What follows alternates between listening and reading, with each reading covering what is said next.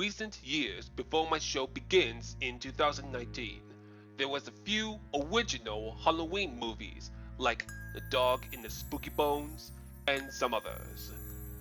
But one of them has returned with the origin story of how it became to be a monstrous floating head with the scribbly parts of his face. That's right, the wild mixed up face of the monster.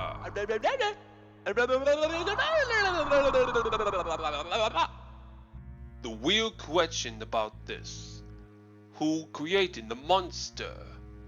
Of course you know my Uncle Jabs, who is the mad scientist who brings creatures back to life. Not to mention the hybrid monsters of his own. He's the one who created that monster. But how does it made? First, he filled a big pile of goo inside of the big strong bag. Next, a big ugly nose from the dead man's face. A big googly eyes and a bunch of crazy hair. And painting a big, wide, scribbling mouth. Mix it all together in this machine, and then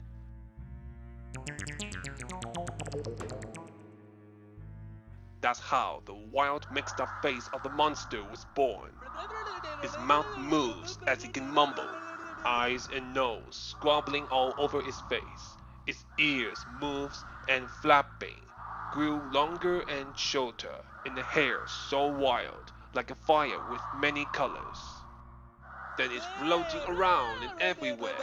Even it flew away to the woods to scare off all the strangers away. Oh well, Uncle Jabs has the monsters escaped sometimes. But they are just having fun out there.